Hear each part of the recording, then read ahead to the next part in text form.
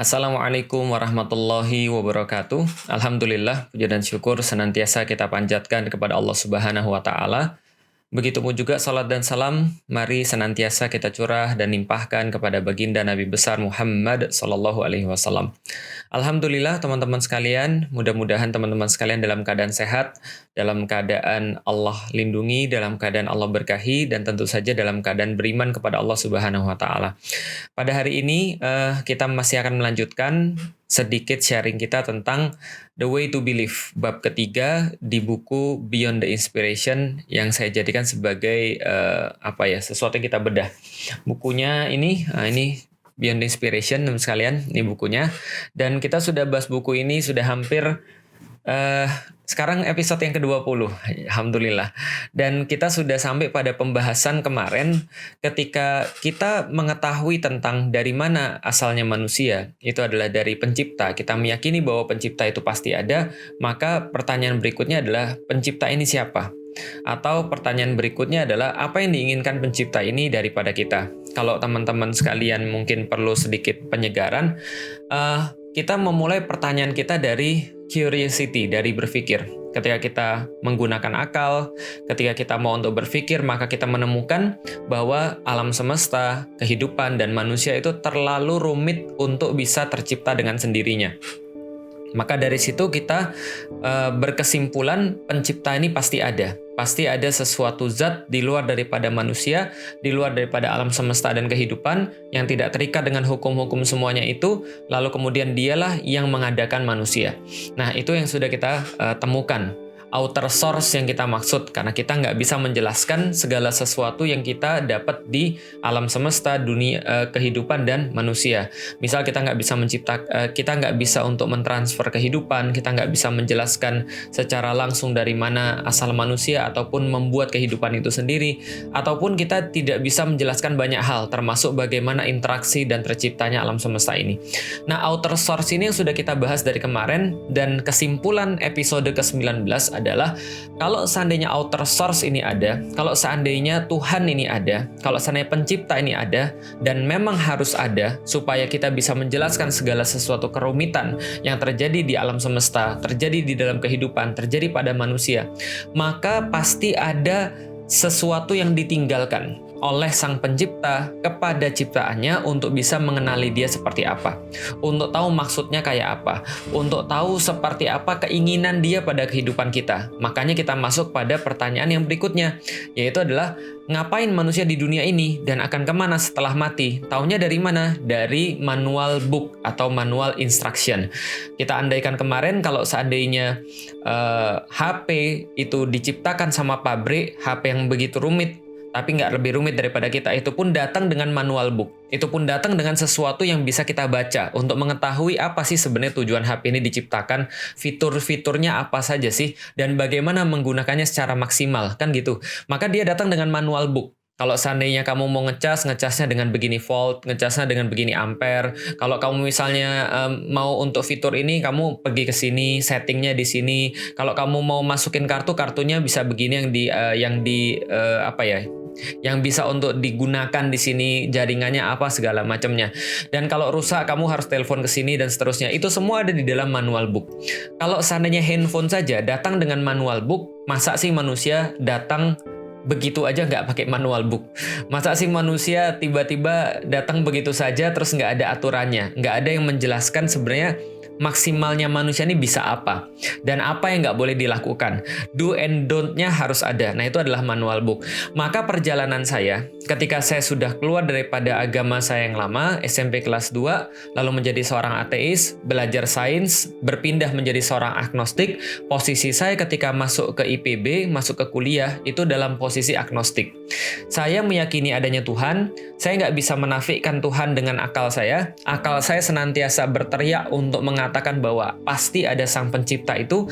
Ketika setiap kali kita mengarahkan, berpikir pada apapun yang bisa kita pikirkan, kita dapat di situ bahwa ada eksistensi Tuhan.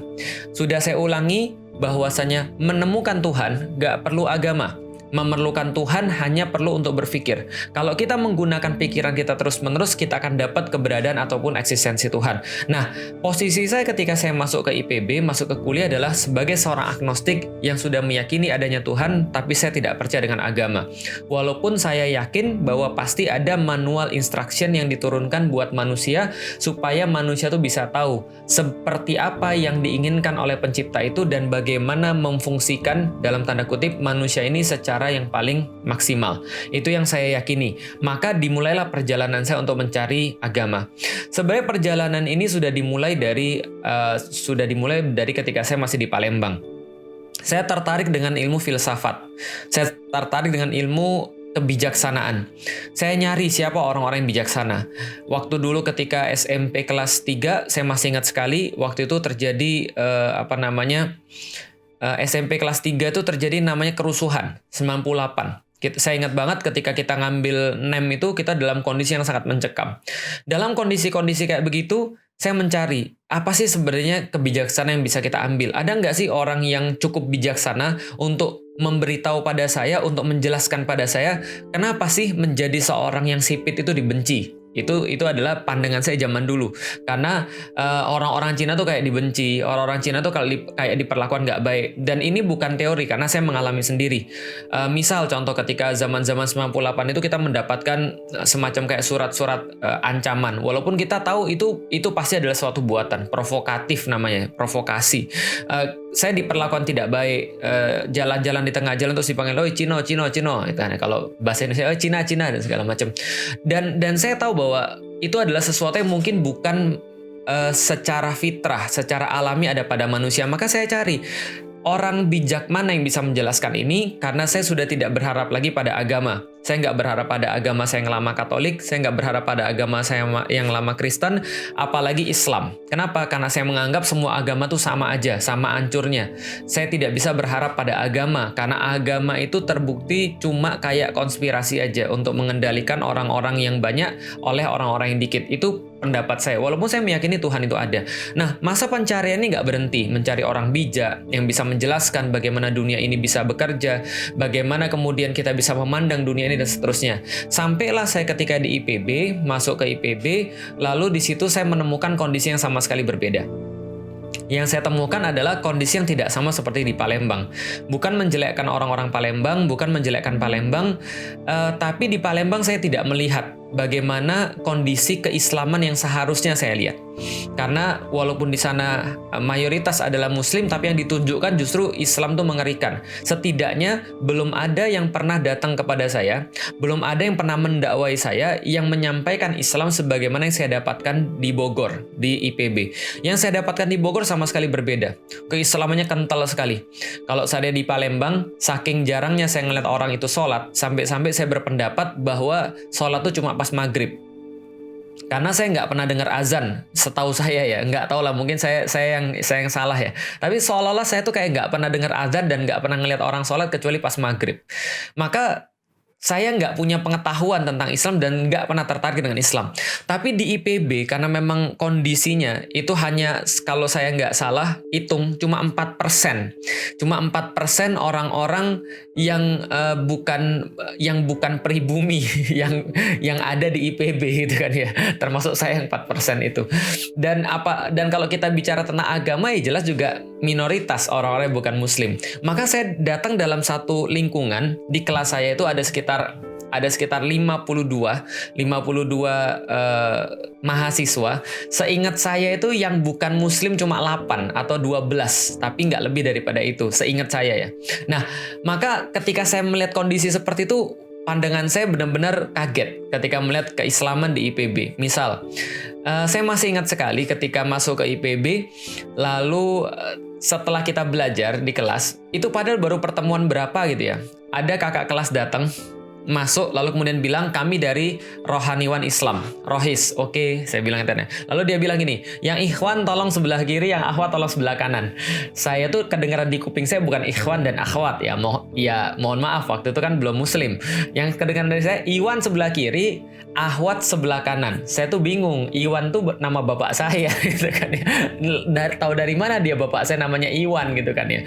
Ternyata saya lihat cowok-cowok sebelah kiri, cewek-cewek sebelah kanan. Wih, ini radikal banget, ekstrim banget, sampai kemudian tidak memandang setara antara laki-laki dan perempuan. Itu bahasanya saya dulu. Kok dipisah ke kiri dan dipisah ke kanan gitu kan ya.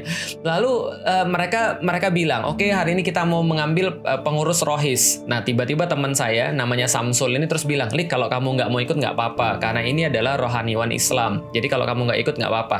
Di situ kemudian saya pergi dan mereka melanjutkan proses pemilihannya. Tapi yang pengen saya ceritakan adalah ada satu kondisi yang berbeda di IPB yang saya dapat. Orang-orangnya rata-rata Islami, mereka berkumpul daripada seluruh negeri, tapi IPB ini sendiri kayak sebuah tungku yang menjadikan semua itu menjadi satu seragam, yaitu adalah mereka diberikan kesempatan di IPB itu untuk lebih memahami tentang Islam, untuk lebih tahu tentang Islam, karena kondisinya kental sekali keislaman itu. Karena kakak-kakak kelas mereka itu dengan sangat senang sekali, dengan sangat bangga sekali, dengan sangat dengan sangat senang hati memberikan pelajaran agama itu tanpa mengharapkan apapun. Itu yang terjadi. Dari situlah kemudian saya bersentuhan dengan Islam. Singkat cerita, karena teman saya banyakan yang Muslim, lalu kemudian saya tetap berkawan dengan teman-teman yang Kristen, karena mereka menyangka saya Kristen, padahal saya sudah nggak Kristen Katolik lagi. Saya sudah dari SMP sudah keluar dari agama Kristen Katolik secara nggak resmi. Nah, setelah kemudian saya banyak berteman dengan orang-orang Muslim ini, saya mulai melihat bagaimana cara mereka. Mereka ada pengajian, mereka senantiasa kemudian ada guru yang membimbing, dan saya dekat dengan satu teman saya ini namanya Samsul. Samsul ini termasuk orang yang berada di kampus pada saat itu, dan saya masih ingat cuma 2 orang yang waktu itu megang handphone. Ya, saya sama Samsul itu. Samsul megang handphone, saya megang handphone. Maka kita sering untuk kontak-kontakan. Tapi waktu itu saya belum punya PC. Dia sudah punya PC. Harga PC-nya waktu itu 5 juta tahun 2001, dan itu berarti sangat lumayan canggih dan yang jelas bisa main game. Maka karena saya seorang gamers, saya sering main ke rumah dia, ke kos-kosan dia untuk main game. Jadi, "Sul, kapan ke rumah? Main game yuk." Dan dia ini orangnya juga menyenangkan. Kenapa? Karena bisa diajak bolos untuk main basket. Jadi saya dulu di IPB itu punya tim bolos, bukan bolos untuk apa-apa, bolos kita pergi ke lapangan basket, kita main basket siang-siang. Jadi bolos cuma untuk main basket. Nah, Samsul ini menjadi partner in crime saya ketika kuliah. Ketika kuliah, dia jadi partner in crime, ngobrol-ngobrol tentang segala macam, tentang kehidupan, tentang kampus, tentang segala macam. Karena memang saya jauh dari orang tua. Orang tua saya di Jakarta, sementara saya harus di Bogor. Itu jauh, Sat. Iya, itu jauh bagi saya. Secara psikologis juga jauh gitu kan ya. Nah, lalu kemudian saya harus punya teman-teman baru dong, untuk diajak ngobrol. Nah, Samsul ini kemudian jadi tempat ngobrol saya sampai satu titik. Di tahun 2001 itu ada satu kejadian fenomenal yang nggak mungkin dilupakan oleh peradaban manusia. WTC ditabrak. Lebih tepatnya tanggal 11 September 2001. Itu saya nonton, saya masih ingat banget saya pakai baju warna apa, saya nontonnya di mana. Itu di TV kita ngelihat WTC ditabrak. Ketika kita ngelihat WTC ditabrak, itu kita langsung, ini bener apa? Ini kayak nonton anime. Ini kayak nonton sinetron atau ini kayak nonton movie. Ini coba tabrak satu pesawat, kalau nggak berapa lama kemudian pesawat satu lagi datang nabrak lagi, terus kemudian segala macam, teriakan segala macam di mana-mana. Walaupun kita jauh di Indonesia, tapi itu peristiwa internasional yang akhirnya dari situ, sebelum beberapa waktu langsung dikatakan oleh George W. Bush pada saat itu pelakunya adalah Al-Qaeda, pelakunya adalah Muslim. Dari situ kemudian saya merasa sebagai citizen of the world, merasa harus membenci Muslim juga. Harus kemudian merasa bahwa Muslim ini bertanggung jawab terhadap hancurnya WTC. Karena kita kan waktu itu kan kecenderungannya kan ke Amerika, kan Amerikaan walaupun nggak punya apapun, belum pernah ke sana, tapi ya ke Amerika tuh keren pokoknya. Kenapa? Hollywood membuat Amerika keren. Ketika Amerika dihancurin, kita harus berpihak pada Amerika. Satu waktu ketika saya datang ke rumahnya Samsul, itu ada satu pajangan di depan kamarnya yang memicu perdebatan. Jadi kata-katanya begini, ini kamar Samsul bin Ladin. Siapa yang pro Amerika harap tunggu di luar. Waktu langsung dek pada saya, waduh, teman saya ini kayaknya teroris ini. Coba antum bayangin di kamarnya tuh ya, ini kamar Samsul bin Ladin yang pro Amerika, silakan tunggu di luar. Wah, saya langsung dedek gitu, langsung, wah temen saya teroris ini, masuk nggak ya? Gitu kan ya, saya kan pro Amerika, masuk nggak ya? Akhirnya saya masuk. Setelah saya masuk berbahasa basi, tapi Samsul tahu kayaknya saya pengen nanyain apa. Dia ketawa-ketawa, Lik, apa kabar Lik? Iya baik. Gimana pandanganmu Lik tentang WTC? Saya bilang gila Sul, itu kejam banget. Saya pikir kemanusiaan manapun gak akan bisa mentolerir pembunuhan seperti itu. Samsul bilang, iya Lik. Terus menurutmu gimana? Ya justru itu saya tanya, saya bilang, maksudmu apa tulis di depan itu? Ini kamar Samsul bin Ladin yang pro Amerika dilarang masuk gitu kan ya. Yang pro Amerika tunggu di luar, bukan dilarang masuk. Yang pro Amerika silakan tunggu di luar. Dia jelasin begini, Lik, sebenarnya ini bukan saya berarti pro kepada Osama bin Laden, dia bilang. Tapi Lik, yang pengen saya tegaskan itu adalah bahwa tidak serta-merta apapun yang kamu lihat dari media itu adalah suatu kebenaran. Tidak serta-merta Amerika itu benar. Dan tidak serta-merta apapun yang dituduh oleh Amerika itu sebagai teroris lantas mereka benar. Kita ini berkelindan Lik satu sama lain. Intertwine kalau dalam bahasa Inggrisnya. Ini kita sulit untuk membedakan antara mana fakta dan yang mana yang opini dan yang mana yang dituduhkan. Tapi yang jelas adalah kita harus berpikir sebagai seorang mahasiswa, sebagai seorang yang kritis, kita harus berpikir ada apa di balik ini semua. Dan siapa yang diuntungkan daripada ini semua. Ketika Islam kemudian dituduh, saya merasa nggak suka. Dia bilang, makanya saya pasang kayak begini sebagai kecenderungan saya untuk berpihak pada Islam, bukan pada Osama bin Ladennya. Oh ya udah, agak sedikit tenang saya. Setidaknya dia bukan pro Osama bin Laden itu tiba-tiba dia meledakkan diri di situ gitu kan ya. Jadi saya agak sedikit tenang. Terus kita kemudian ngobrol. Terus Sul, kenapa ya Muslim tuh bisa gitu? Samsul menjelaskan sebisa yang dia mampu bahwa Muslim itu adalah orang-orang yang punya harga diri. Orang Muslim itu adalah orang-orang yang punya pride. Yang jelas dia jelasin juga bagaimana kemudian kejahatan-kejahatan Amerika. Sehingga itu seolah-olah ya kalau seandainya Amerika tidak berbuat begini, mungkin keadaan-keadaan ini nggak akan terjadi. Kalau Amerika misalnya nggak pernah nyerang beberapa tempat yang lain, nggak pernah berurusan dengan Afghanistan dan segala macam, mungkin itu juga nggak akan terjadi. Jadi ya kita cuma bicara-bicara ya sebagai seorang manusia kepada manusia yang lain, berdiskusi, menyampaikan pendapat dan segala macam. Saya juga menyampaikan pendapat, tapi saya nggak bisa mentolerir kalau seandainya ada orang yang merasa berhak untuk bunuh orang lain. Kalau ada orang yang merasa berhak untuk menghilangkan nyawa orang lain dan dia merasa bahwa diri dia benar. Samsul bilang, Islam juga tidak menginginkan semua itu. Maka dia keluarkanlah beberapa dalil-dalil yang dia tahu. Di dalam Islam, kalau seandainya kita membunuh satu orang seperti membunuh seluruh manusia. Tapi kalaupun di dalam Islam, kalau kita bisa menyelamatkan nyawa satu orang itu seperti menyelamatkan satu dunia. Wah, keren ini ajarannya. Dan ini nggak pernah saya dapat ketika saya di Palembang. Saya baru dapat, oh ternyata Islam itu memang betul. Menurut kata Samsul, Islam itu punya banyak wajah. Yang kamu lihat tuh yang mana, Lik? Islamnya satu, tapi kamu mau lihat dari wajah yang mana? Kamu mau lihat dari angle yang mana? Seperti yang saya cerita tentang koin. Koinnya satu, tapi kita bisa melihat dari berbagai macam angle. Angle yang mana yang kita lihat daripada Islam ini? Yang kamu lihat yang mana, Lik? Angle kejamnya, angle sadisnya, angle rohmahnya, angle lembutnya, angle intelektualitasnya. Kamu lihat ini Islam yang mana? Saya kemudian berpikir, emang Islam itu ada berapa macam angle aja, Sul? Dia kemudian menjelaskan. Awal-awal dijelaskan sama Samsul itu, Masya Allah, pelajarannya langsung berat. Lalu dia ngambil kertas, lalu kemudian dia tulis.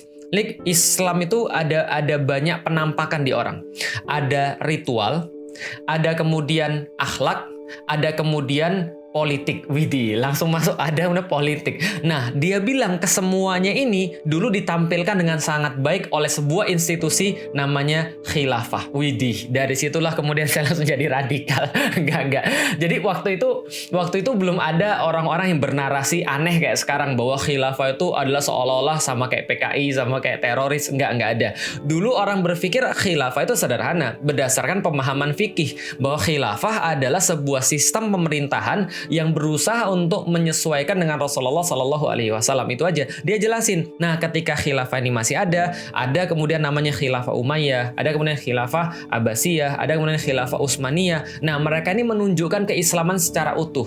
Dan sekarang yang kita lihat ini adalah keislaman yang tidak terlihat secara utuh. Makanya yang kita lihat sekarang adalah apa yang mau dilihat oleh para media. Media mau menampilkan Islam apa, itu yang kita lihat, termasuk yang kamu lihat dengan 9/11. Intinya, Samsul menyampaikan kepada saya bahwa Islam tidak pernah memperbolehkan adanya kekerasan tanpa dalil. Tanpa sebuah hal yang memberikan legitimasi, dan legitimasinya ini harus daripada Tuhannya, dan itu semua sudah tercatat jelas di dalam Al-Quran, di dalam As-Sunnah, kata dia, dan tidak boleh sembarangan. Samsul tidak setuju dengan kekerasan, tapi di saat yang sama Samsul mengatakan bahwa dia pun tidak setuju dengan cara Amerika menyudutkan Islam dan merasa bahwa dirinya paling benar dan dirinya nggak ada salah, dan menjustifikasi perang-perang setelah itu. Oke? Kita kemudian berakhir diskusi itu, lalu kemudian saya bilang, Sul, kayaknya kamu ini cocok untuk kemudian saya ajak jalan-jalan. Kemana, Lik? Sul, punya kenalan nggak? Kita pergi ke gunung yuk. Ngapain pergi ke gunung? Saya pengen cari orang yang bijaksana, yang nggak terkontaminasi dengan kehidupan. Saya mau tanya tentang dia, bagaimana cara dia mengartikan kehidupan ini. Saya mau tanya tentang dia, ngapain manusia di dunia. Saya mau tanya sama dia, dari mana asal manusia dan kemana kita setelah mati. Saya mau untuk menjawab pertanyaan-pertanyaan dalam hidup saya. Kita harus cari orang yang pintar, filsafat, dia bijaksana, dan dia nggak ada di perkotaan. Karena saya menganggap orang perkotaan itu semua sudah terkontaminasi. Yang kita harus cari orang bijak yang ada di gunung-gunung kayak di TV-TV itu loh. Ya kalau zaman sekarang yang modelnya Gandalf lah. Atau kalau di Harry Potter, Albus Dumbledore lah kira-kira gitu. Ya, atau misalnya kalau di One Piece ya kayak Silver Rayleigh lah kira-kira gitu, atau kayak di Naruto ya kayak inilah kayak Jiraiya lah kira-kira gitu ya, yang ada di luar, orang-orang yang beruzlah, orang-orang yang eskatis gitu kan ya. Eskatisme itu ya orang-orang yang beruzlah itu dia, yang bertapa lalu mendapatkan pencerahan ya kira-kira gitulah, karena pikiran saya masih begitu. Lalu kemudian Samsulnya bilang gini, Lik, nggak usah jauh-jauh, Lik. Kalau kamu mau tahu tentang kehidupan, kalau kamu mau tahu tentang jawaban-jawaban tadi, pertanyaan hidup kamu, saya punya guru. Guru saya ini masih muda, tapi omongannya penuh hikmah. Begitu ya? Waduh, ini keren juga. Saya punya guru, saya punya ustadz, masih muda, tapi omongannya penuh hikmah. Siapa? Namanya Fatih Karim. Sampai sekarang orangnya masih ada, masih jadi ustadz saya. Namanya Ustadz Fatih Karim. Kalau di Instagram @fatihkarim. Nah, lalu kemudian ini ada orang masih muda tapi ucapannya penuh hikmah, namanya Fatih Karim. Mau nggak? Kalau mau saya ajak ketemu dengan dia. Saya bilang, malas saya. Kenapa? Karena pandangan saya, ya ini masalahnya.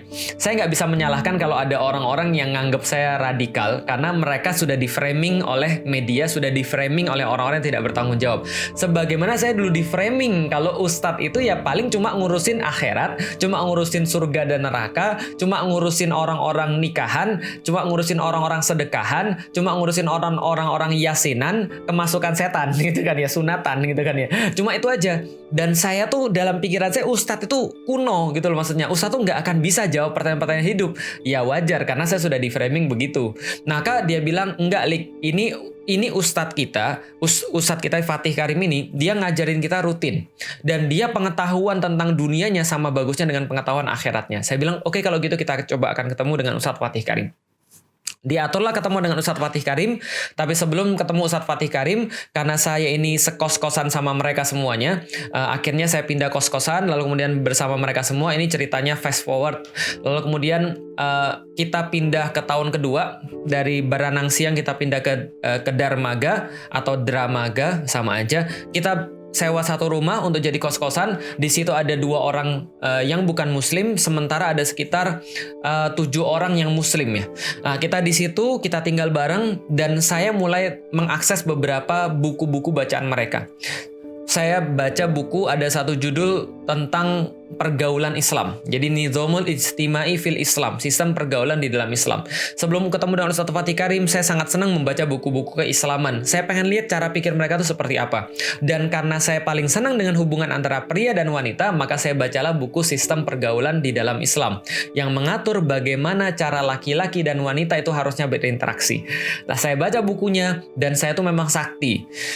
Baru baca buku sistem pergaulan di dalam Islam, itu langsung main buka aja, itu langsung sampai pada bab yang sangat seru. Dan saya rasa itu agak enggak sopan kalau saya ceritakan di sini ya. Pokoknya ya tentang itulah pokoknya. Di situ kemudian saya baca tentang pergaulan laki-laki dan perempuan.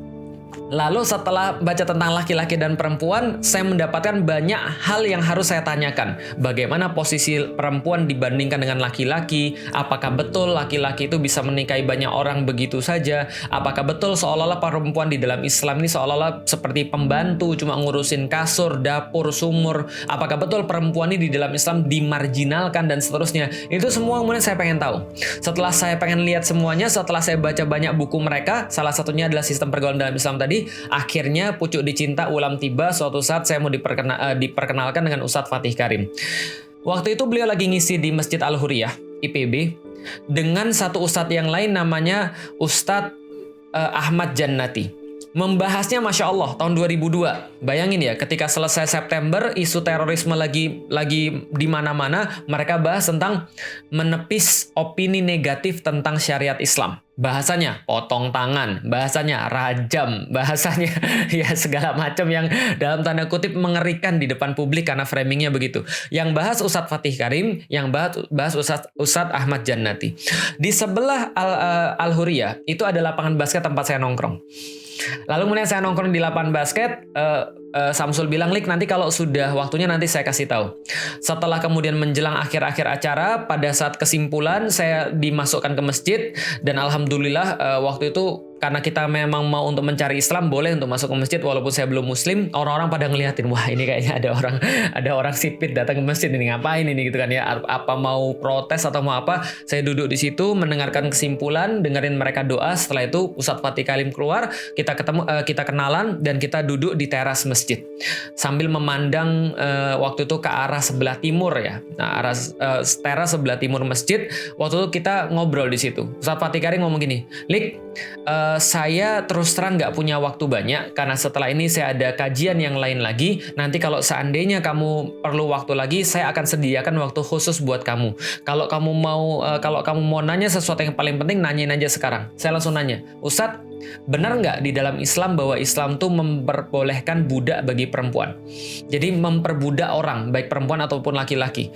Yang kedua, Ustadz, apakah benar di dalam Islam itu ada poligami yang tidak ada batasannya? Maksudnya tidak ada, ya batasannya 4 tapi nggak ada batasan poligami.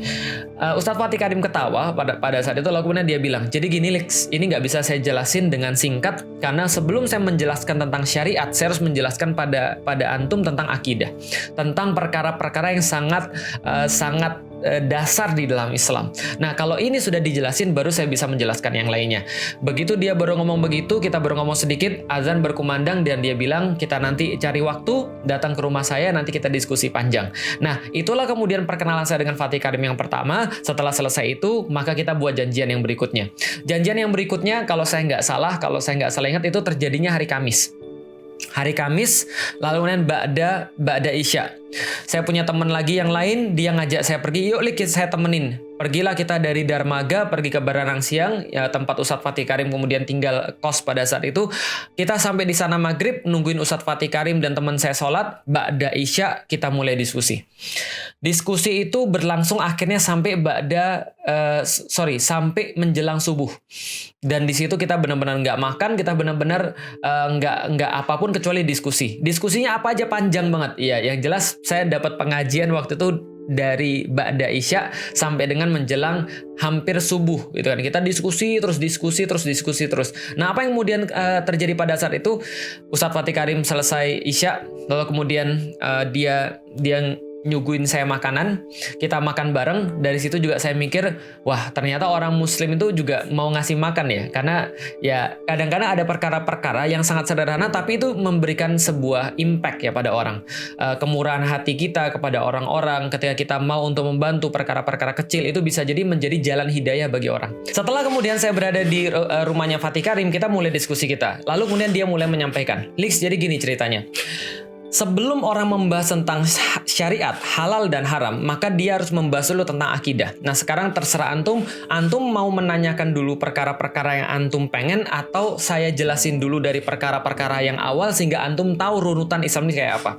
Saya bilang silakan Ustadz menjelaskan aja dulu. Beliau mengambil perumpamaan.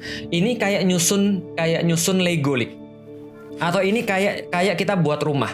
Rumah itu yang pertama kali dibangun harus fondasinya. Setelah fondasinya dibangun, kaki-kakinya dibangun, baru kemudian kita bangun bagian dasarnya, lantai pertama. Setelah lantai pertamanya dibangun, baru kita naikkan lagi tiangnya, kita baru bisa bangun lantai yang kedua.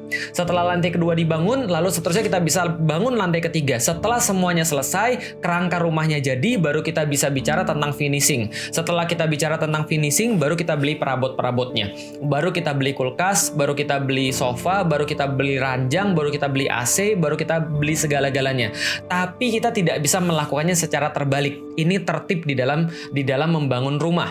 Artinya harus tertib, harus kemudian satu persatu, dan itu harus berdasarkan ya sequence. Tertib itu artinya sequence. Nah, berarti ini harus dibangun terlebih dahulu. Kita nggak bisa beli kulkas dulu, lalu kemudian rumahnya belum ada.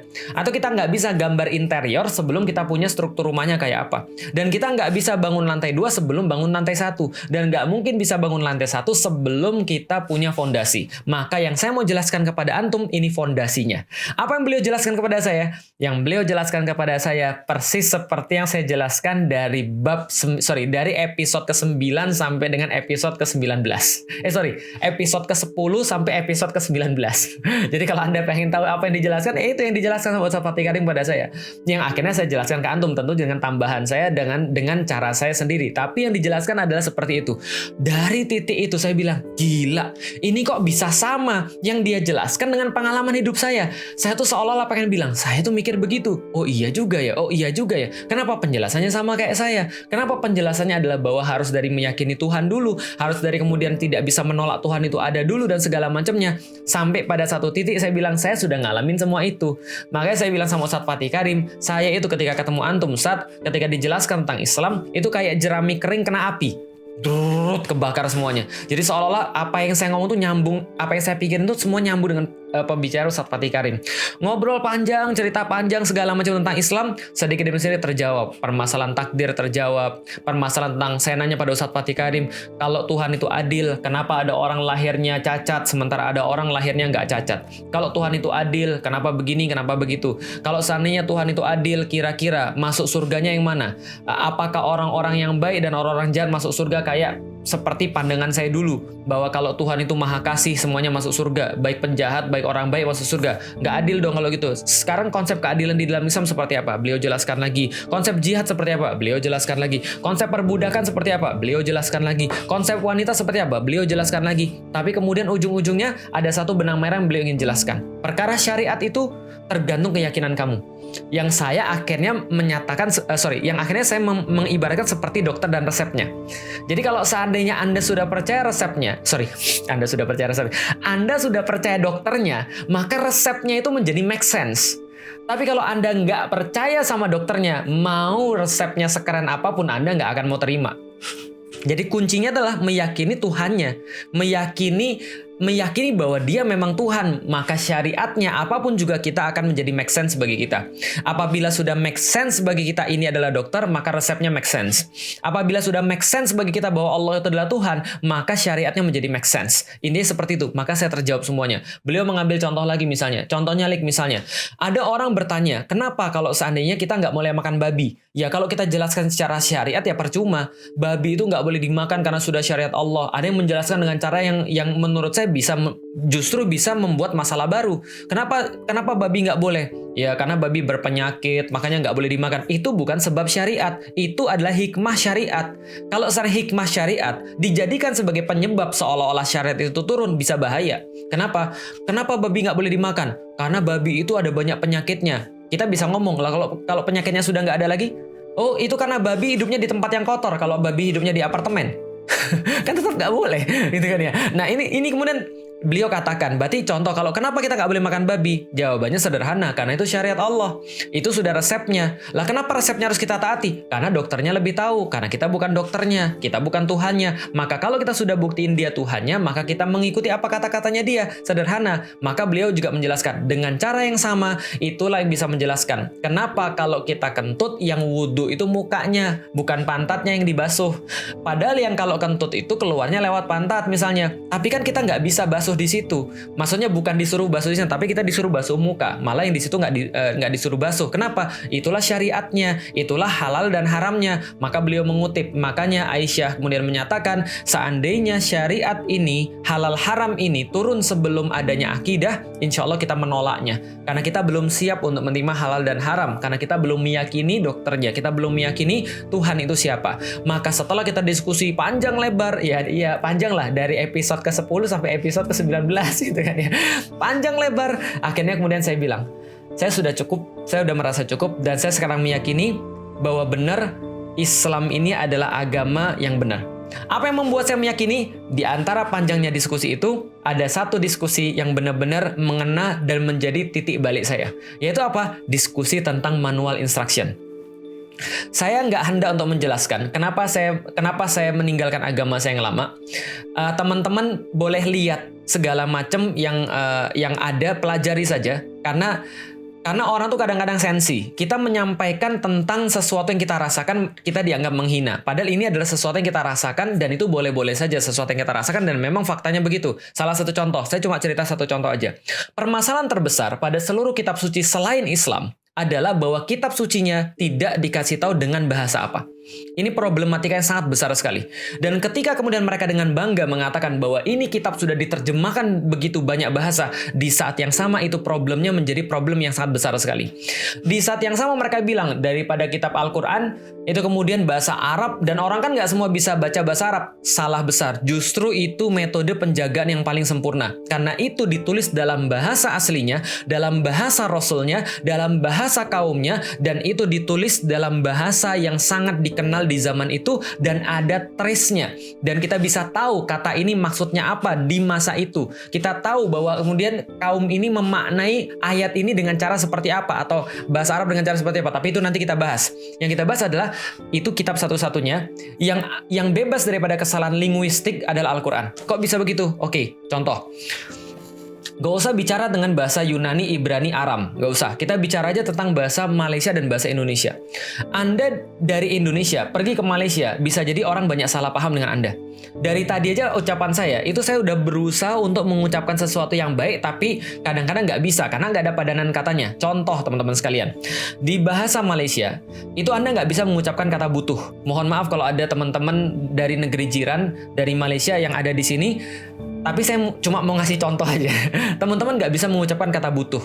Teman-teman boleh mengucapkan kata perlu, tapi nggak boleh kata butuh. Kenapa? Butuh di dalam bahasa Indonesia itu adalah perlu.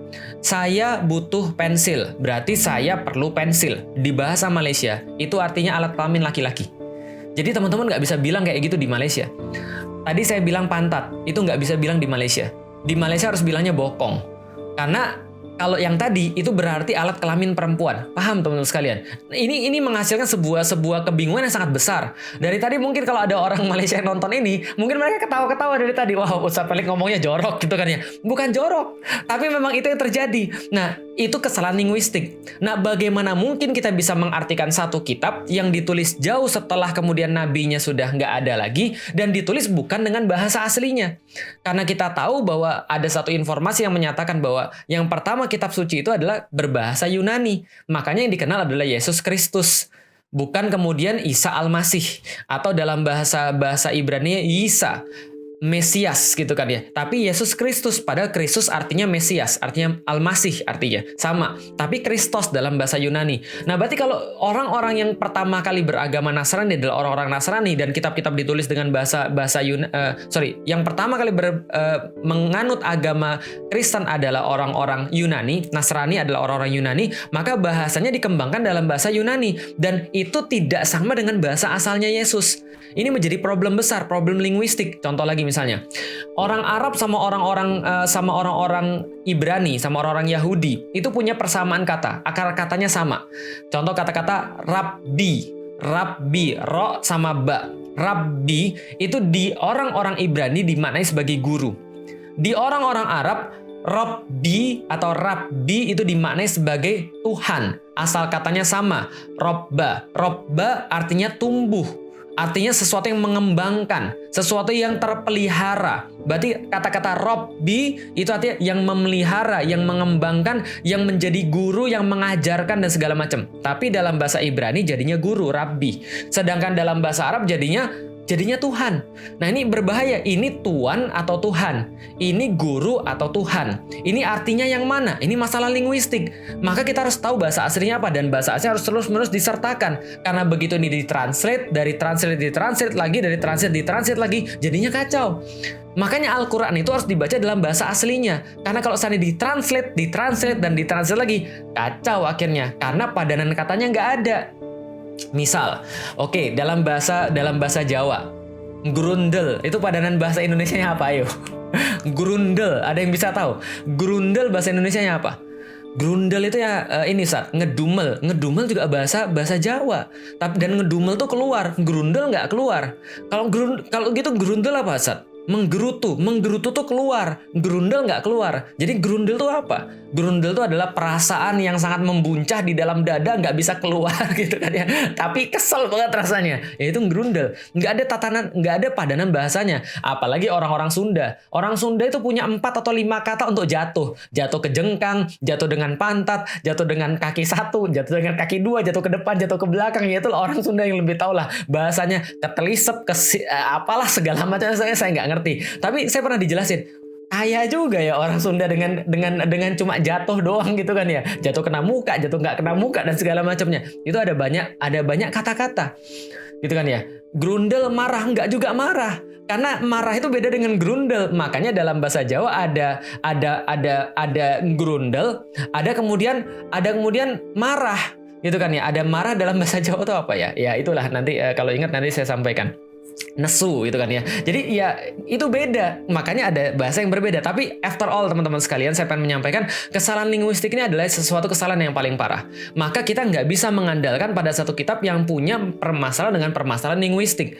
Gitu kan ya. Nah, maka setelah kemudian saya meninggalkan semua itu, saya nyari kemudian agama yang cocok untuk kemudian saya pikirkan. Dari situlah kemudian Ustadz Fatih Karim menjelaskan pada saya manual book yang benar itu seperti apa. Ternyata manual book yang benar adalah Al-Quran. Dari mana kemudian saya bisa berpikir seperti itu? Insya Allah kita akan bahas dalam episode berikutnya. Sekarang sudah sekitar 45 menit. Dan berarti teman-teman sekalian yang kemarin 20 menit itu sudah saya tambahin di sini 15 menit, berarti saya sudah menunaikan tugas saya. Kalau kemarin Anda pulang cepat, hari ini Anda lembur gitu kan ya, sebagai seorang yang lagi ikut sharing gitu kan ya. Mudah-mudahan nanti besok kita bisa lanjutin lagi, kita bahas tentang manual book lagi, karena tadi kelamaan saya cerita tentang perjalanan hidup saya mohon maaf banget. Mudah-mudahan bermanfaat tapi bagi teman-teman sekalian, dan kalau ada yang salah saya mohon maaf, ada yang baik hanya berasal pada Allah Subhanahu wa taala, dan mudah-mudahan Allah senantiasa menunjuki kita kebaikan-kebaikan. Semoga Allah mengkaruniakan kita ilmu yang bermanfaat, dan semoga Allah menjauhkan kita daripada ilmu-ilmu yang tidak bermanfaat, yaitu adalah ilmu yang cuma untuk dipakai untuk sombong tapi tidak menjadikan perilaku kita lebih baik. Semoga Allah menjadikan kita orang-orang yang bisa melaksanakan apapun yang sudah Allah berikan ilmu kepada kita berupa ketaatan kepada Allah Subhanahu wa taala. Assalamualaikum warahmatullahi wabarakatuh. Assalamualaikum warahmatullahi wabarakatuh. Teman-teman sekalian, pernah nggak sih kebayang ketika dulu masih ada Imperium Romawi dan Imperium Persia? Waktu itu Imperium Romawi terbentang kurang lebih 5 juta kilometer persegi di sebelah barat, dan Imperium Persia terbentang kurang lebih 7,4 juta kilometer persegi di sebelah timur. Nah, pada saat itu ada suatu peradaban baru yang muncul di tengah-tengah raksasa-raksasa itu, namanya peradaban Islam. Ternyata kurang dari 100 tahun, Islam bisa mengalahkan peradaban Persia yang sudah dibangun selama ribuan tahun dan peradaban Romawi yang sudah dibangun 500-an tahun. Pertanyaannya, apa yang menginspirasi mereka? Apa yang menjadi dorongan-dorongan mereka? Dan sekarang kita lihat justru Islam terpuruk dan tidak seperti pada dahulu kala kita lihat dalam sejarah. Inilah yang saya coba jawab dan teman-teman bisa baca di dalam buku saya, Beyond the Inspiration.